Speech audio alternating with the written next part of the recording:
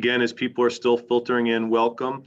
Yeah, at the start of today's meeting, I just wanted to share that if you're unfamiliar with who I am Mr. Bodner, one of the assistant principals here at the high school. I am joined today by a large group of people, including many of our students, who are here to talk about some of the things today that are going on in clubs here at Daniel Hand.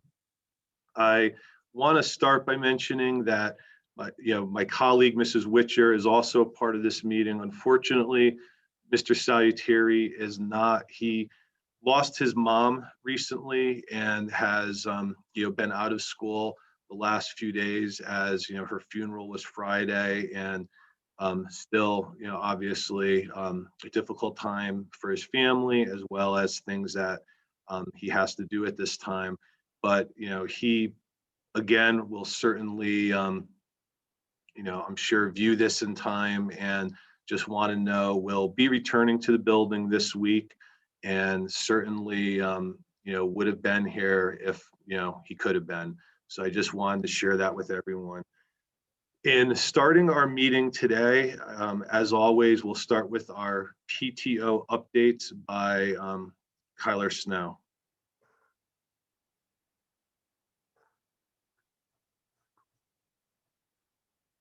Works better when I unmute. Thanks, Ryan. I wanted to thank the teachers and the students, who we have many joining us today, for taking the time out to come and talk about what you've been doing at school and your clubs, as well as thank Melissa and Derek for coming from Madison Youth and Family Services and sharing their information about clubs and other very important things that they have going on. I have just one quick update. We are going to hopefully try to have a staff appreciation day on May 4th. It's a half day, so we think we can have a great outdoor event for the teachers that afternoon. So we will be sending more information out to parents about that and how you can help and get involved. But I just wanted to put it on people's calendars and just get some excitement going for it. It's going to be a little bit different than we've done in the past, but we definitely want to make sure it's a great event to thank the teachers and staff for all the hard work that they've done this year. And that's it for me. Thanks, Brian. Thank you, Kyler. Okay, before we begin the portion of, just give me one moment.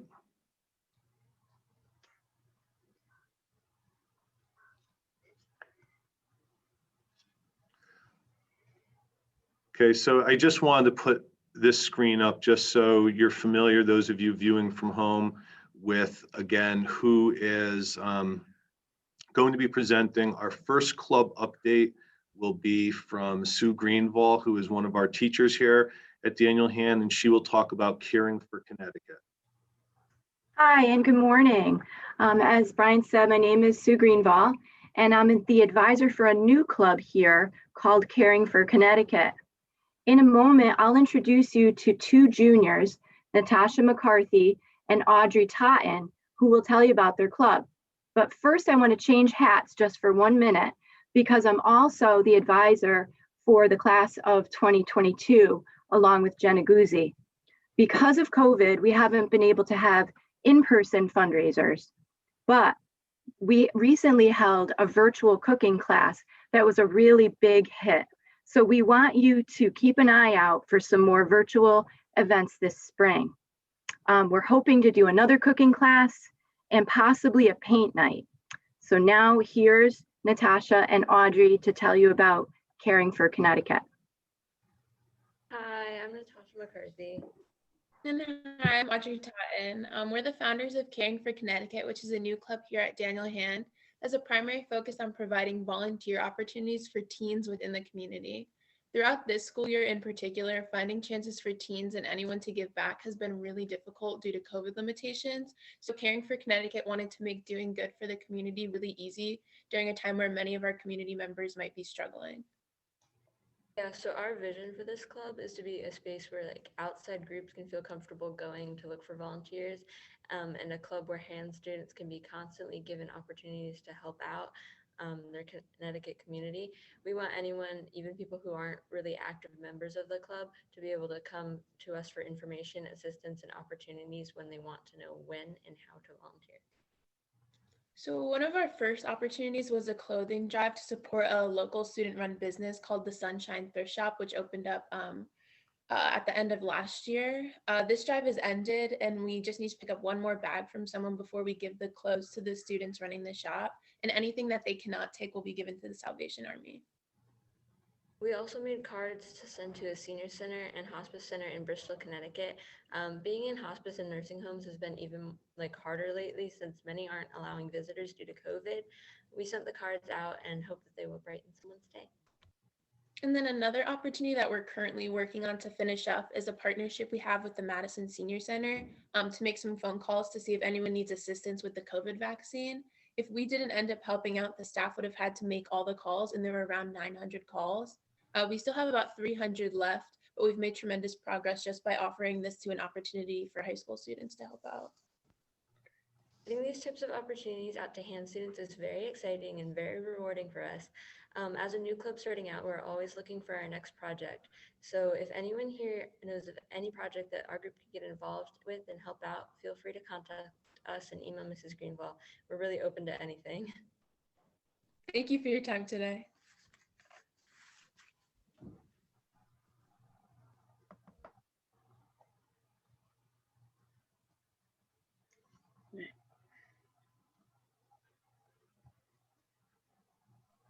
My apologies, everyone. I think I jumped forward on a slide, and I'll try to correct that in a moment.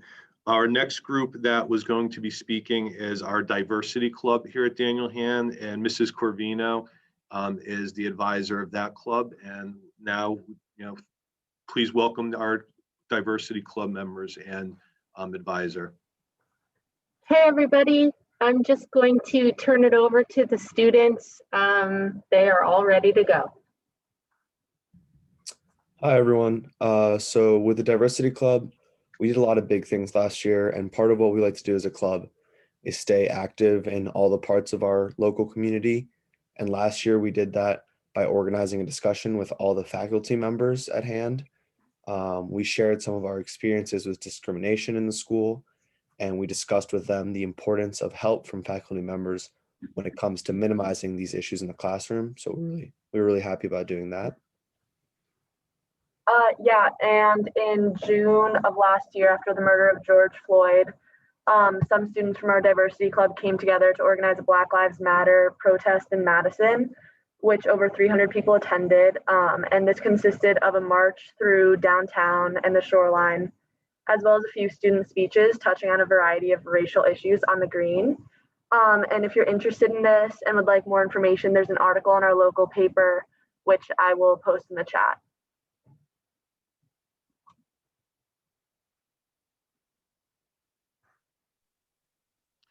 Okay, so switching gears to what we've done this year. So since February is Black History Month, department heads here at Hand, I wanted them to share quotes from either well-known or not so well-known contributors to the field who are Black. These quotes were then read on our morning announcements along with the name of the teacher who sent the quote in, and we have had several quotes from every department sent in.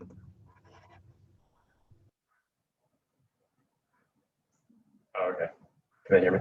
Yeah. Okay. Yeah. Sorry, my bad. So also we've been collaborating with Ms. Sutamini Hall, who's also my mom, in her youth group at North Madison Congregational Church for an outreach program that deals with racial sensitivity.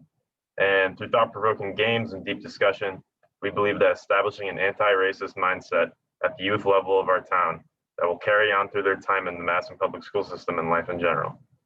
In addition, we're also meeting with the senior youth group to answer any questions that they have about racial issues.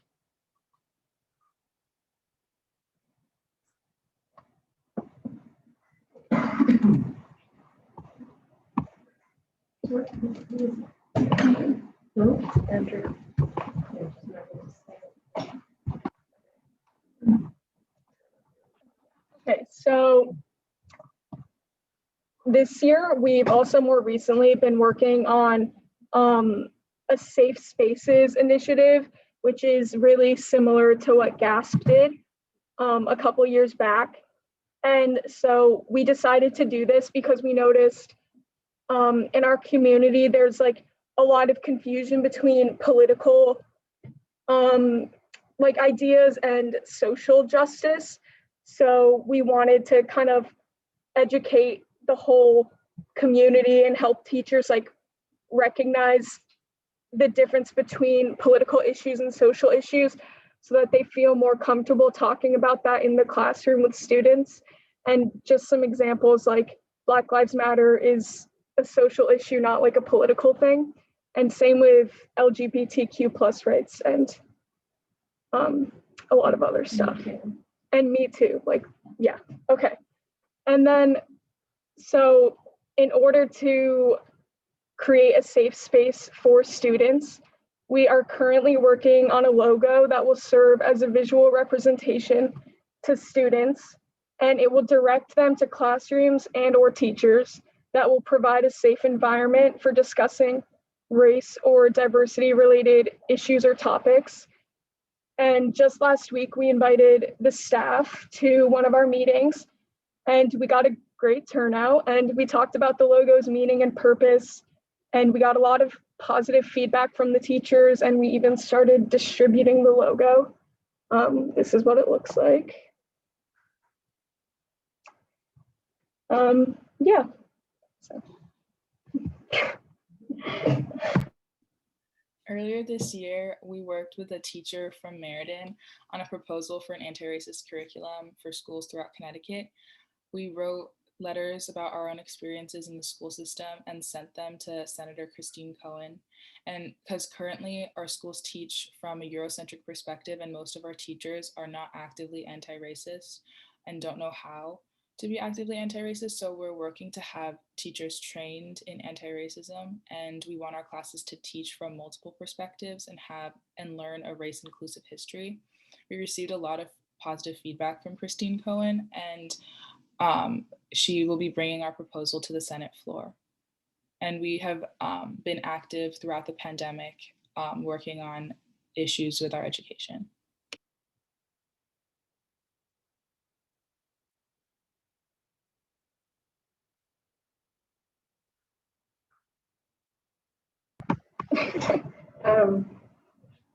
And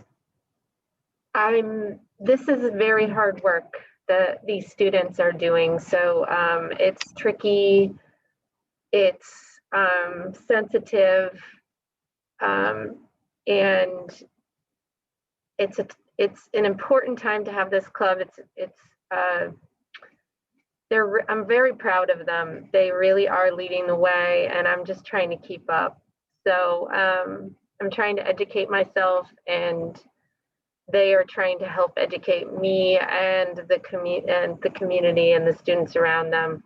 And it's a very hard job that they're doing. But another club that I am working with is Habitat for Humanity, and another very active club, and I'm going to turn over to them now for a little explanation of what they do.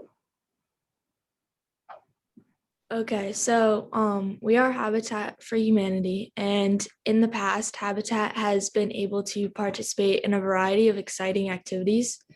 To raise money, we have done bake sales, the Hands Got Talent show, we've sold bracelets, and this year we even tie-dyed masks.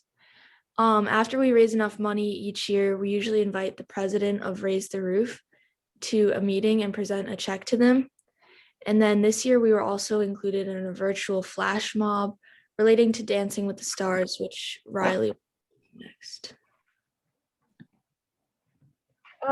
So this year, one of our biggest events was the Dancing with the Stars flash mob. And usually in the past, some of our own students have participated in it, except this year due to COVID, that was kind of a challenge. And so both my parents actually danced in it this year. And it helps. It's a very variety of different types of dances and different people that in each song that they do represents their personality. And it's just a way for everyone to kind of step out of their comfort zone and try something new. Hi, everyone. In the past, one of our more successful fundraisers was the Shoreline Soul Concert. The choir is made up of 85 gospel workshop registrants of all singing levels, many of whom have never sung before. These types of fundraisers help contribute the funding to our builds that occur 3 to 4 times a school year. The builds are always successful in helping the community and teach hand students useful construction skills like painting, siding, nailing things down, and more. These skills are ones that Habitat participants value and are sincerely grateful for obtaining through the build experience. While at the builds, Habitat participants meet different people from various backgrounds. We are very thankful for the opportunity to learn not only from construction skills, but to learn from the privileges of our community and gaining new perspectives. The work we do not only improves the tenants' lives, but our lives as well. In terms of what is ahead of us, we have some exciting plans for the future. We're currently working out different things due to the pandemic causing complications, but we're in the process of trying to put together a bake sale of sorts, but actually with potted plants because food wouldn't be safe necessarily. But we're obviously working out places that we can set this up, considering that some of the stores we have asked have currently declined just because of health hazards and that. Our other plans include a 50-50 raffle that people will be able to buy into, and the proceeds will also contribute to our fundraising. And of course, the purpose of this fundraising is for our upcoming builds that we will have multiple more of over the course of this school year. And just to clarify, when we work with these groups like Shoreline Soul, we're just like helping them. They invite us to just represent and help collect the donations that come from that concert. That's Angela. Angela Clemens does that, not us. And but we're on our 3rd build for this year already. We just finished one on Saturday and we had 8 participants at that, and it was down in Woolsey Street in New Haven.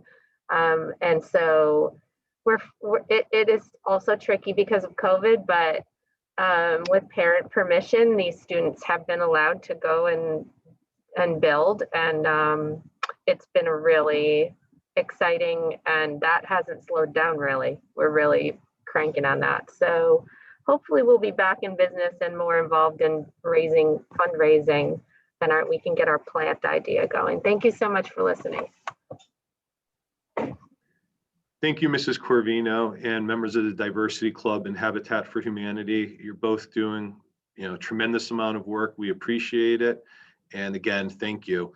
Our next presenter will be Mrs. Person with members of the Girls Who Code Club. Mr. Buller, unfortunately, I believe is teaching at the moment and is unable to join, but I now welcome that group.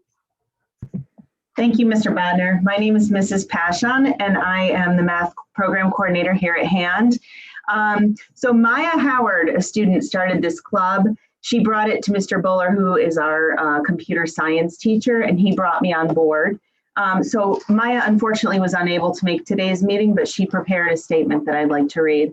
After that, I would invite Isha Bajwa to share her experiences with the club. So this is Maya's words. During quarantine, I was trying to find things to do to pass the time. My dad found a program called Girls Who Code, and I joined it. I have been interested in computer science and coding since 8th grade when I took coding and robot building class. Originally, the club I was in was geared towards younger kids, and I wasn't learning much. I decided to make my own branch of the club at HAND to work with female and non-binary students my own age to try to spark some interest in computer science.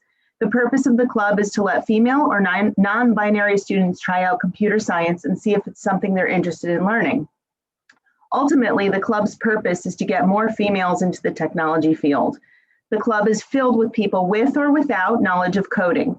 The club has a website with activities for us to do to learn more about coding. We're currently using Scratch to work on the foundations of coding. We watch tutorials and look at example code to teach us a new concept of coding during each meeting.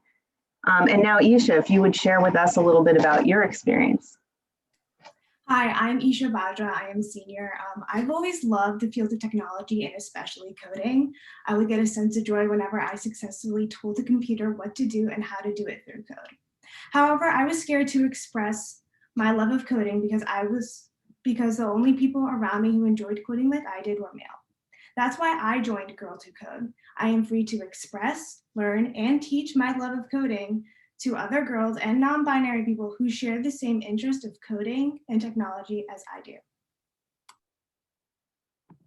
One thing I'd like to add, thank you, Isha, that was really great.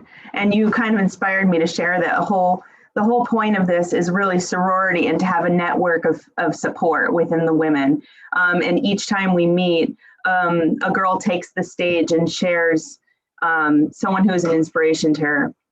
Either someone from her family, someone she knows, or someone she doesn't know. So it's a very empowering club, and it's really notable that a student started it. Thank you, Mrs. Pashan.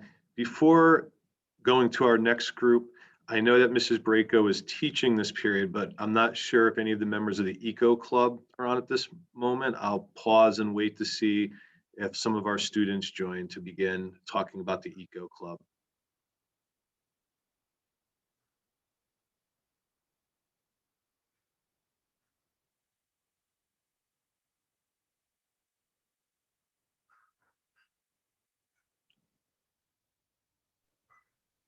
Brian, is it okay if some of the students head back to class now? Yes. Thank you. Welcome. Well, I know that in communicating with Mrs. Braco prior to the meeting, that she had asked to be at the latter part, just knowing when her class occurred. I think at this point then, and if we maybe when they arrive are able to go back, we'll go to the next part of our agenda, which is a presentation from Madison Youth and Family Services, and Melissa Boletto and Derek Cornwell have joined our meeting, and I will have them begin talking about their work with all of these various groups, as you can see on the agenda. Brian, thank you. And thank you again to the PTO for inviting us back to present on our programs. My name is Melissa Boletto. I am the Assistant Director at Madison Youth and Family Services.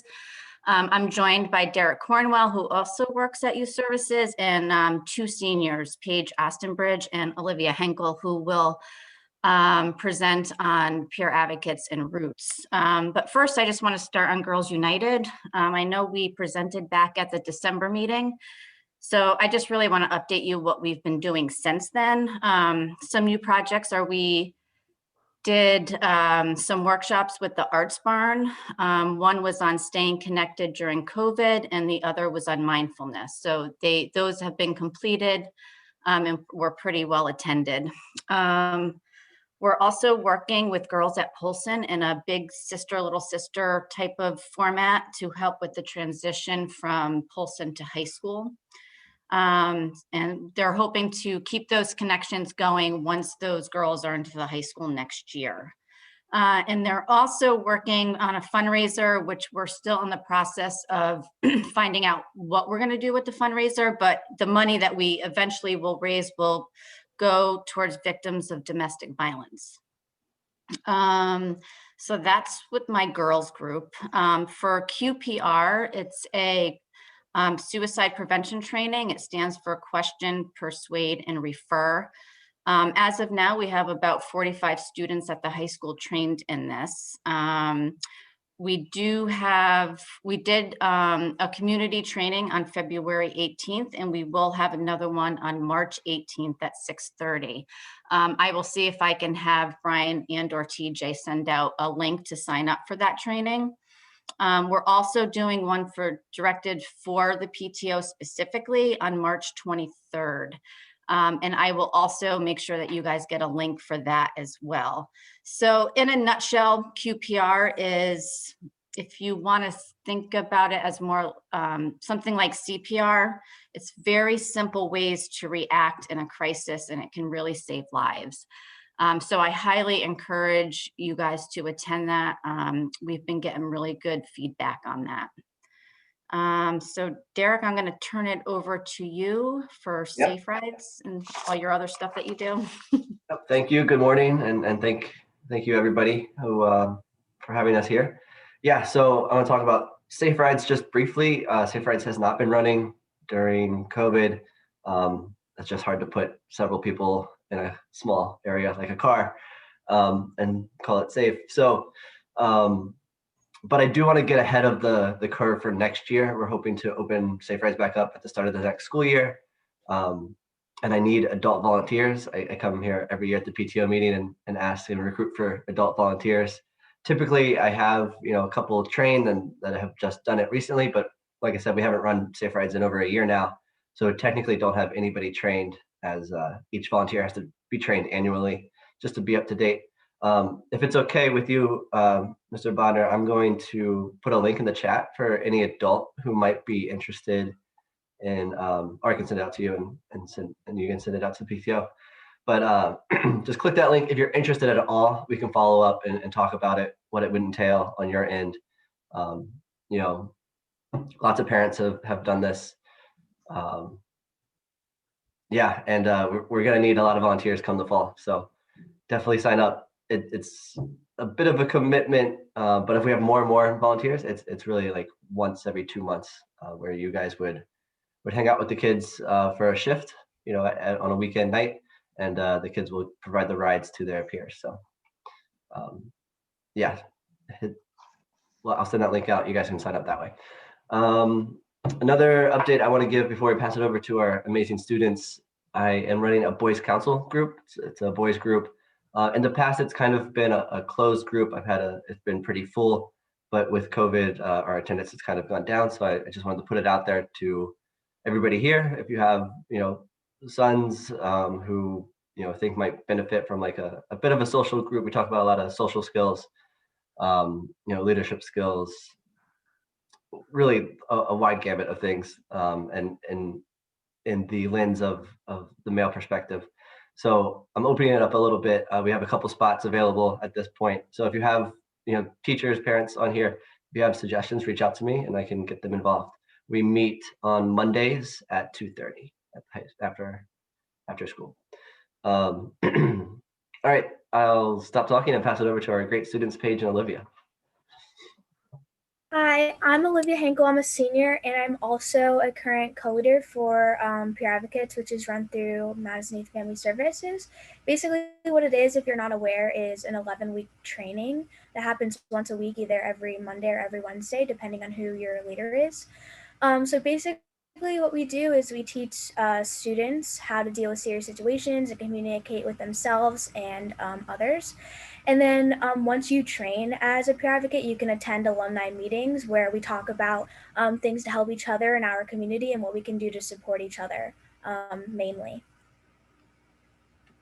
Okay, so like Olivia said, once you're a trained peer advocate, you go to the alumni meetings, which have transitioned to Zoom meetings since the start of COVID. And the turnout on Zoom has been even better than it was in person. And it's been like a really good social connection, especially in a time where connecting with others isn't as easy. So it's been really good for support and a sense of community. At one of our most recent meetings, we had hand graduate peer advocate alumni come back and answer a lot of questions about college that current hand students had. And it was just super helpful for the students because we got a lot of questions answered and it was a really good turnout, both with current hand students and graduate hand students. So now we're gonna transition to talk about another club called Roots, which I am also one of the leaders for. Right now we're in the process of recruiting new members and it's open to anyone. We meet every Wednesday at 2:30 on Zoom. And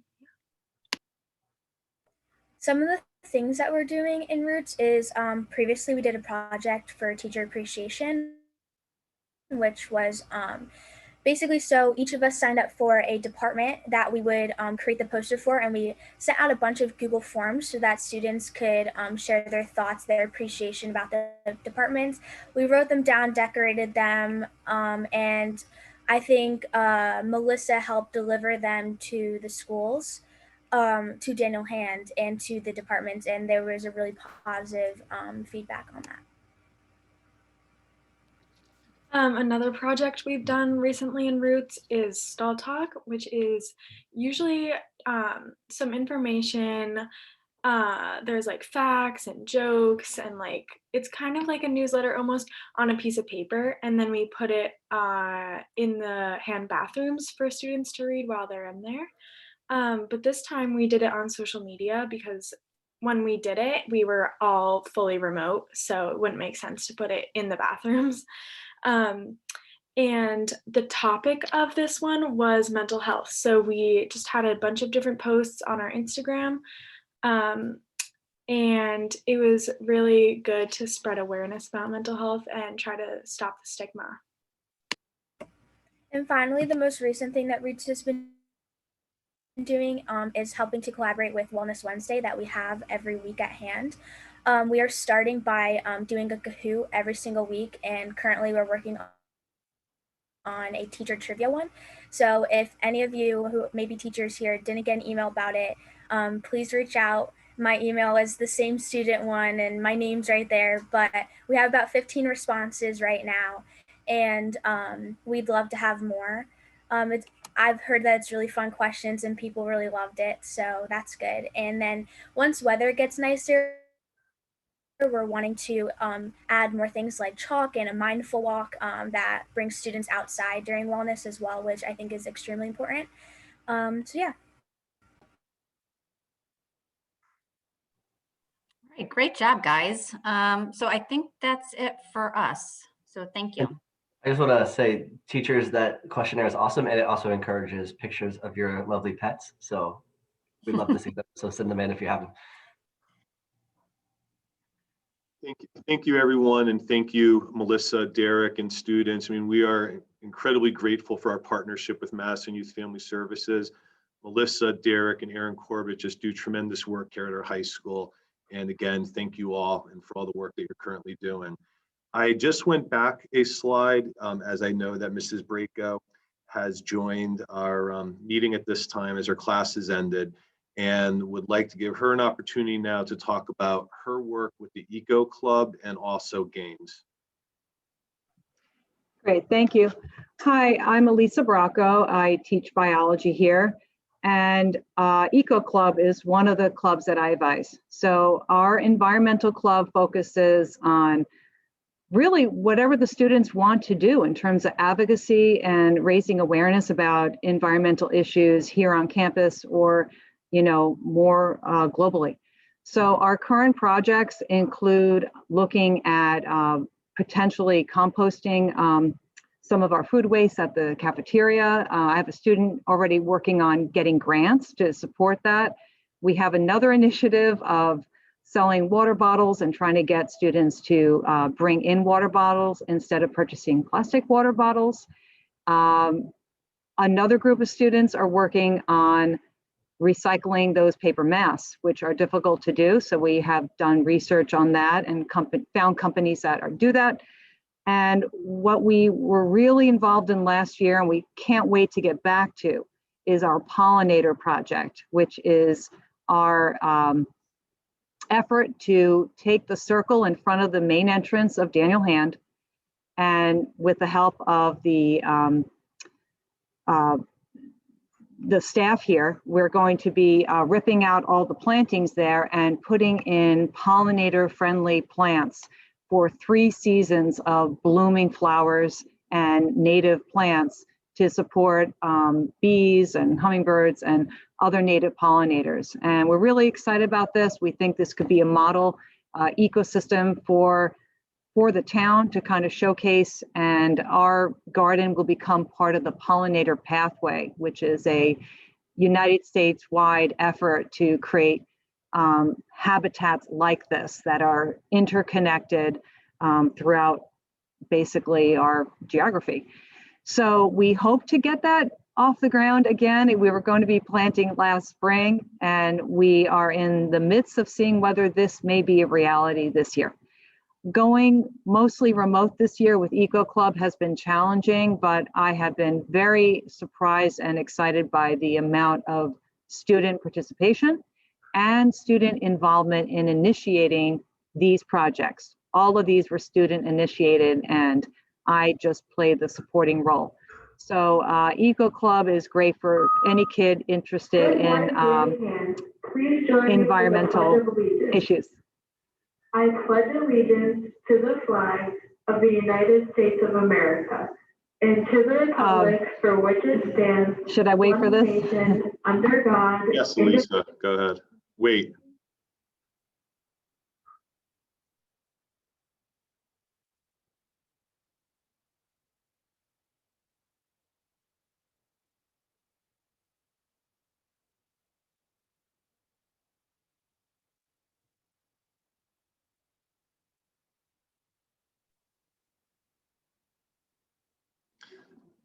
For those of you viewing from home, just if you were unaware, Mrs.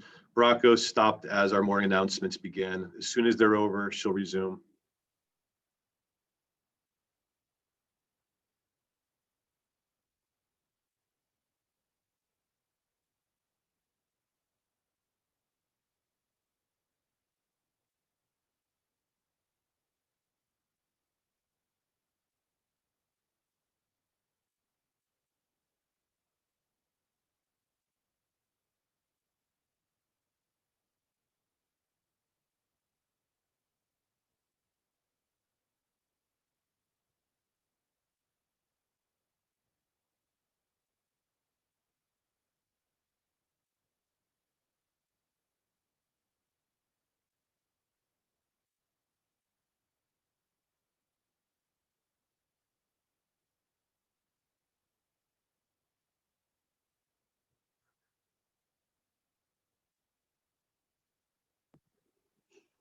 Okay, so that was pretty much an overview of Eco Club. And Mr. Bodner, did you have that Google slide you might be able to pull up for me for gains?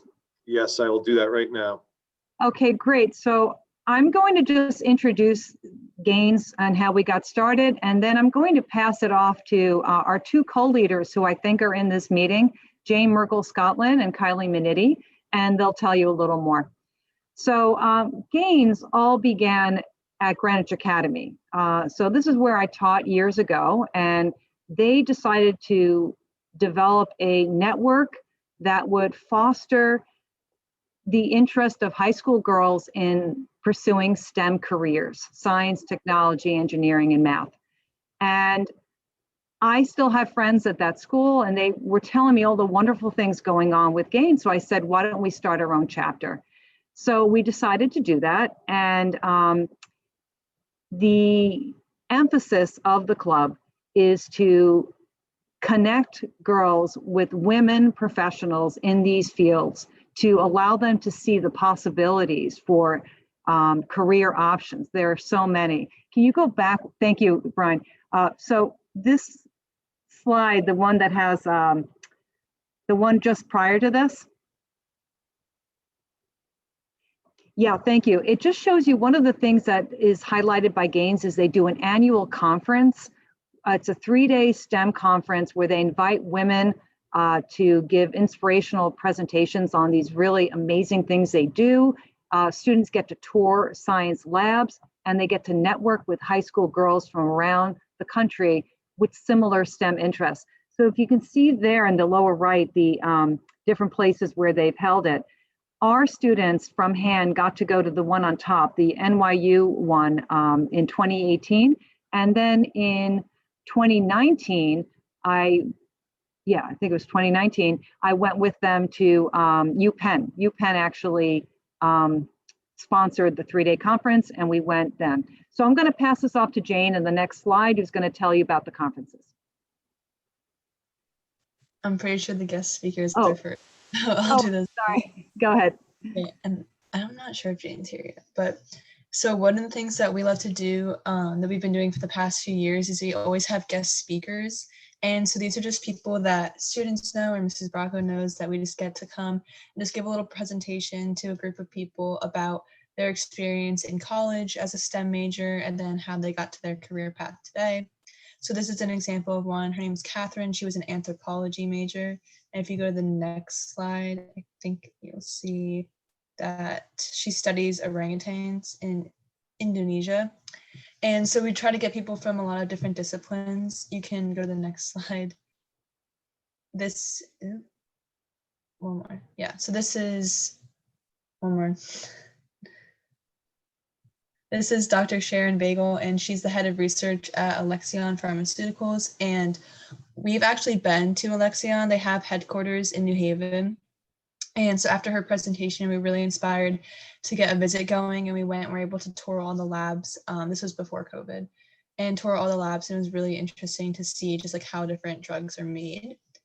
And then we can go ahead. These are two alums from HAND. So it was Nikki and Brooke were their names, and they're at BU and University of Miami. And so this was a really popular presentation, as you can see by all the people who attended, because it was just really inspiring to hear from someone who had just graduated and was like on the next chapter of their life, just for us so that we can prepare as we go to college. So when I graduate, I hope to come back and speak and things like that. So yeah, you can go ahead.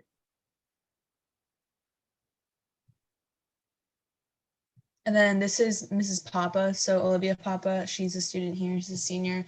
This was her mom. She also had a very popular presentation. She works as a NICU nurse at Yale, and she just had some incredible stories of working with like newborn infants and stuff like that. And this is Dr. Goldfeder. She's a medical examiner in New York. I wasn't at this presentation, but this is another parent. So as you can see, we just try to get whatever connections we can through the students in the club, the leaders, and anyone else at hand. And so as Mrs. Bracco was talking about earlier, we've been to two conferences. I've been to one, but she's been to both. So this is from their conference. This was in New York in 2018. And at the conferences, essentially what you do is you go and you're just together with all the other clubs in the entire network. You get to stay in a hotel, and then you just go around whatever place is hosting it. So for me, it was UPenn. For them, it was at NYU, and you just listen to all these different professionals talk about their careers in STEM. There's a lot of hands-on tours, hands-on activities, and it's just a great time to connect with other girls interested in STEM from across the country. So this was us at the UPenn conference in Philadelphia. This was in 2019. And it's also just a great opportunity to see the city, as you can tell. So this was like our first night. We got to go into this big, I'm not sure what it was, but it was like this big institute and listen to a presentation there. So it's also not only an experience to see people talk, but to see a different place, and a place where STEM is really favored. And so that's on the UPenn campus. We went to lunch.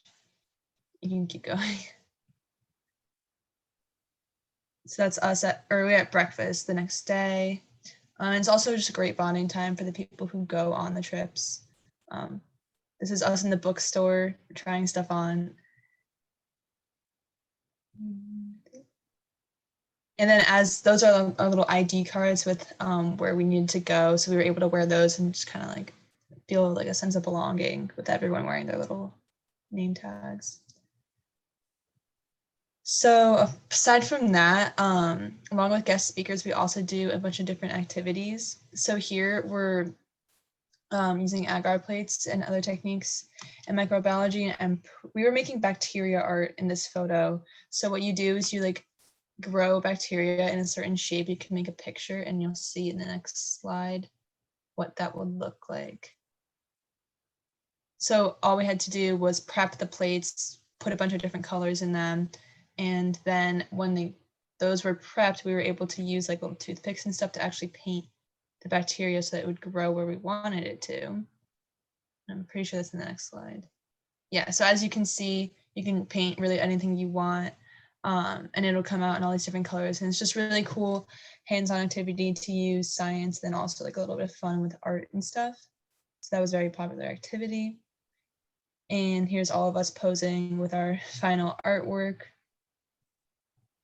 We also, one of my favorite things that we did was we made mitosis cookies. So for those of you who don't know, mitosis is like pretty much the cell cycle, and it's how a cell divides. And so there's like a bunch of different phases, and we made cookies to show all those different phases with the chromosomes and the DNA and everything. So yeah, that's basically an overview of what we do. We'd love for, we're lacking a little bit in members at the moment, so we would love for incoming freshmen next year, or even anyone else for the rest of this year to join us. So thank you.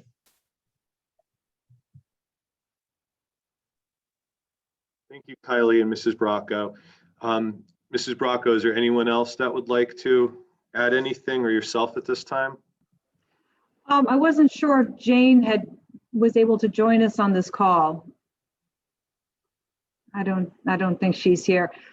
That's really it. I just feel that, you know, with Gaines, we're having a hard time getting the word out on what we do. I think there's a lot of misconceptions that we just sit around and talk about science classes, but there's really some amazing presentations and hands-on activities, and we just want to get the word out. And we think girls would really, really enjoy this kind of experience. So hopefully they'll know about it now. Well, thank you, and tremendous work to you and your groups. And again, to share with parents, these are really just great opportunities for our students to get involved and to also, in this particular instance, explore future careers. And again, we encourage you to talk about that with your children. Next on our agenda, as we're bouncing around, is Lindsay Fiandella. Lindsay is going to provide some updates on Wellness Wednesday in our virtual counseling program. So good morning, I am Lindsay Fiandella. I am one of the school psychologists here. Thank you for having me back. So just a couple updates. So Wellness Wednesday is ongoing. We've had it as 30 minutes of downtime within the building. There's different activities going on. It also provides an opportunity for students that are remote on that day to kind of really just kind of sit and do what they want to do and kind of have a break during their day. We recently had a speaker for the 11th and 12th grade students, Adam Greenberg. And he discussed kind of perseverance and, kind of working towards goals. We are in the process of, coming up with a name for the freshmen and sophomores to also have a presentation. And we're also looking forward to the spring weather, definitely getting outside and kind of building that time. And we're really excited. And Roots recently has joined on with us, and we're always looking for students, to run groups and to kind of do different things during that time. So any and all ideas welcome, and please bring it forward to us. In terms of the virtual counseling hours, our support staff and school counselors staff a virtual counseling from 7 to 7:30 each day and 2 to 2:30 each afternoon. And the way that students access it is you go through Google Meet and you just type in support staff. So it's always a welcome opportunity if you're not in the building or you are in the building to just try to chat and catch up and check in with a counselor if needed.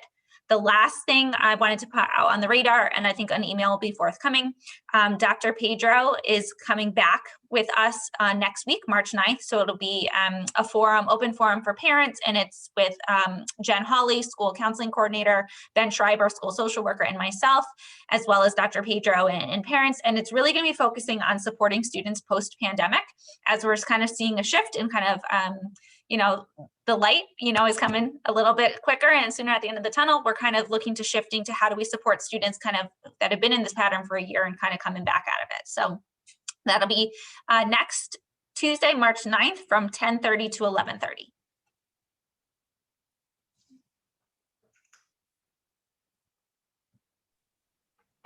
Thank you, Lindsay, for those updates and for your work. The last item on our agenda is our end of trimester plan. I'll speak briefly about that. I know that this was included in our last two e-notifies that had gone home on the previous Fridays.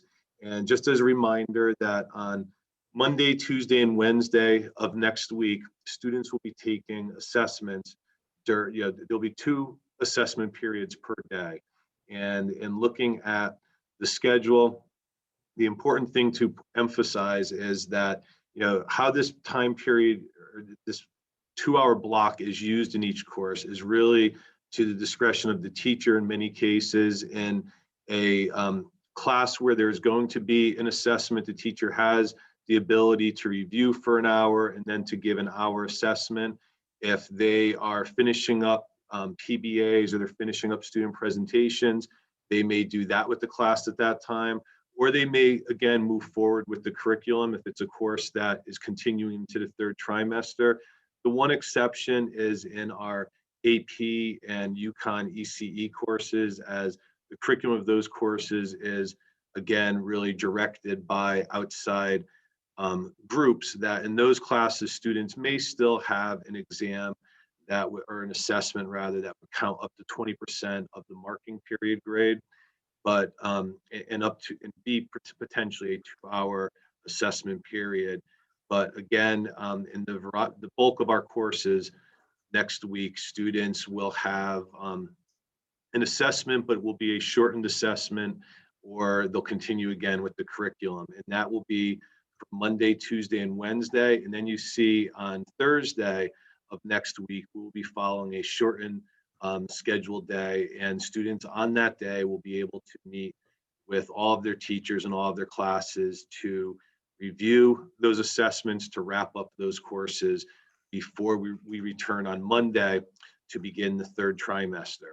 So just a reminder that, again, next week, students will be, their day will conclude earlier than normal. They'll conclude on Monday, Tuesday, and Wednesday at 11:35 a.m.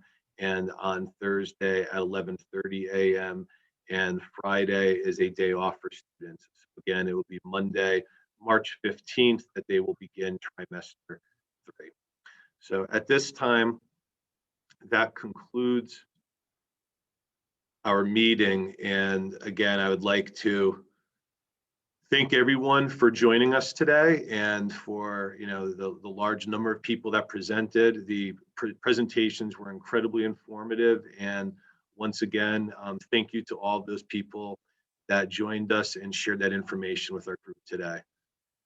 Take care, everyone, and have a great rest of the day.